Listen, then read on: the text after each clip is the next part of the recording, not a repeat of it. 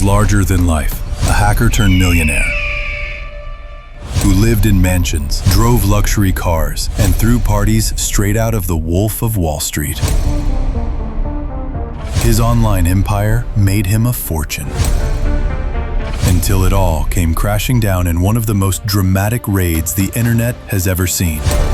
This is the story of Kim Schmitz, better known as Kim Dotcom, the so-called pirate king of the internet. But the real question is, was he a criminal mastermind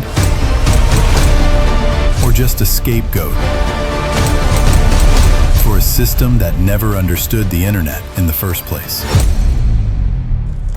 Kim Schmitz was born in 1974 in Kiel, West Germany. Unlike the stereotypical rebellious teenager, he wasn't loud or outgoing. By most accounts, he was quiet, socially awkward, and overweight. But beneath that exterior, Kim carried an insatiable curiosity. What he lacked in athletic ability, he made up for in a growing obsession with technology. By the late 1980s, as the Cold War era faded into the dawn of a digital age, Kim discovered the underground world of hackers. At the time, personal computers were still a novelty. The internet barely existed, and yet small groups of enthusiasts were beginning to explore a radical idea: that machines could connect people across the globe. For Kim, this wasn't just fascinating, it was intoxicating. He began experimenting with phreaking, a popular hacker trick that involved manipulating telephone systems to make free calls. In essence, it fooled phone networks into thinking a call had already been paid for. What started as harmless exploration quickly escalated. Kim expanded into breaching computer networks, selling stolen phone card numbers, and flaunting his exploits in online forums. By the early 1990s, his activities had caught the attention of German authorities. He was arrested and charged with multiple crimes: computer fraud, data espionage, and even insider trading. For most, this might have been the end of the story, a cautionary tale about teenage curiosity gone too far. But for Kim, it was the opposite. The experience seemed to energize him. He had tasted risk, power, and notoriety, and he wanted more. Outsmarting systems that were designed to be impenetrable gave him a rush. What began as curiosity had transformed into a driving force, an addiction to the thrill of breaking rules in a world that was only just beginning to understand the internet. In 2001, Kim did something unusual. He legally changed his surname to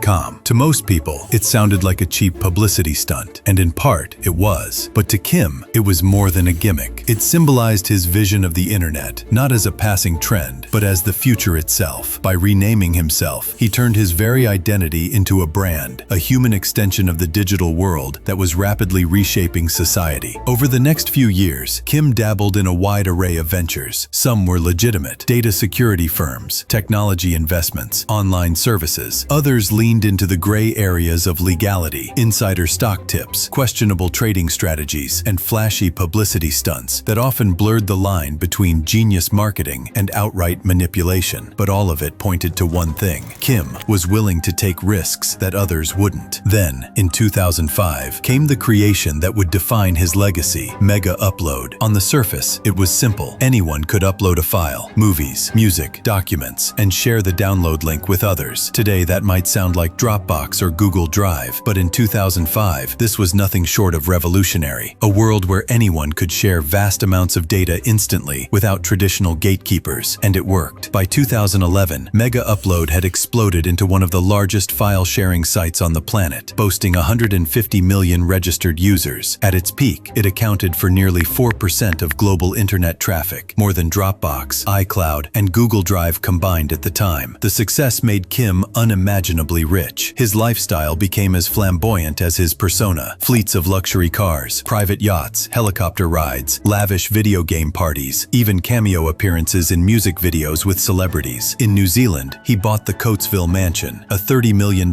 estate that looked more like a palace than a home. To the outside world, Kim Dotcom appeared untouchable, but behind the spectacle, a storm was quietly brewing. Mega Upload's meteoric growth had not gone unnoticed. What seemed like a triumph for the digital age looked very different from the perspective of Hollywood studios and global record labels. To them, Mega Upload wasn't a neutral file-sharing service. It was an existential threat. While millions of users uploaded personal documents, photos, and work files, millions more used the platform to share pirated material. Entire blockbusters, movies that cost hundreds of millions to produce, could be uploaded by a single user and then downloaded by millions around the world. For the entertainment industry, this wasn't just inconvenient, it was devastating. The Motion Picture Association of America, MPAA, estimated that Mega Upload was responsible for more than $500 million in lost revenue. And beyond money, it symbolized something bigger, the collapse of their control over distribution. By 2011, pressure on governments had reached its breaking point. Behind closed doors, the U.S. Justice Department began building a massive case. Kim Dotcom and his team were accused of racketeering, conspiracy to commit copyright infringement, and money laundering, charges usually reserved for organized crime. Then came the moment that would etch Kim Dotcom's name into internet history. January 20th, 2012. New Zealand police, acting in coordination with the FBI, raided Kim's sprawling Coatesville mansion. Helicopters circled above. Armed officers stormed the estate. They seized luxury cars, servers, hard drives, and millions of dollars in assets. Kim himself was discovered in a hidden safe room, allegedly clutching a shotgun. The spectacle was deliberate. It was meant to send a message. This wasn't just a website takedown. This was a war against digital piracy. The raid marked only the beginning of what would become one of the longest and most complex legal sagas in the history of the internet. Kim Dotcom and his lawyers framed Mega Upload as nothing more than a digital tool, a neutral platform, no different from Dropbox, YouTube, or even Gmail. In their view, if users uploaded pirated material, that responsibility lay solely with the individuals, not with the service itself. After all, they argued, the same could be said of any technology, a photocopier, a hard drive, or even the internet itself. But the US government, with Hollywood's full backing, painted a very different picture. To them, Mega Upload wasn't a passive platform. They alleged that Kim and his team not only knew piracy was rampant, but actively encouraged it, profiting from the traffic it brought. The case wasn't just about copyright infringement, it was about intent. As hearings dragged on, the story expanded far beyond questions of piracy. Controversy erupted over how far governments were willing to go. Critics asked, had the United States pressured New Zealand into conducting an unlawful raid? Were intelligence agencies illegally spying on Kim Dotcom? And at a deeper level, was this trial really about protecting artists, or about asserting control over the very infrastructure of the internet? The extradition fight stretched on for years, setting legal precedents and raising uncomfortable questions about sovereignty and digital rights. At one point, it even became the longest-running extradition case in New Zealand's history. And more than a decade later, the outcome is still unresolved. Despite the raid and years of legal battles, Kim Dotcom did not fade quietly into obscurity. Instead, he attempted a comeback. In 2013, he launched a new service, simply called Mega. This time, the emphasis was on security and privacy. Marketed as a privacy company, Mega offered end-to-end encryption for all files, ensuring that not even the company itself could access user data. It was, in many ways, a direct response to the accusations that had destroyed Mega Upload, positioning itself as a legitimate alternative to Dropbox, Google Drive, and iCloud. But Kim's ambitions extended beyond technology. In 2014, he founded the Internet Party in New Zealand. Its platform was bold, centering on digital rights, internet freedom, opposition to mass surveillance, and calls for greater government transparency. For Kim, it wasn't just politics. It was a continuation of his battle against what he saw as U.S. overreach. Despite high-profile campaigns and media attention, the party failed to win any seats in parliament. Meanwhile, Kim's lifestyle shifted dramatically. His assets were frozen, his health began to decline, and constant court battles drained his fortune. Yet, he refused to disappear. He stayed active online, tweeting, live streaming, and cultivating his image as the internet's eternal rebel. So, who really is Kim Dotcom? To his critics, he is nothing more than a digital outlaw, a fraudster who built an empire on piracy, siphoning billions from the creative industries and depriving artists of their livelihoods. To them, his extravagant lifestyle of luxury cars, mansions, and private jets was funded on the backs of others' work. But to his supporters, he represents something very different. They see him as a visionary, a pioneer who created tools that were ahead of their time, a man who believed in a freer, more open internet, and who was unfairly targeted by governments bowing to corporate pressure. To them, he is less a criminal and more a symbol of resistance against a system that prioritizes profit over innovation and control over freedom. And this is where Kim's story becomes larger than just one man.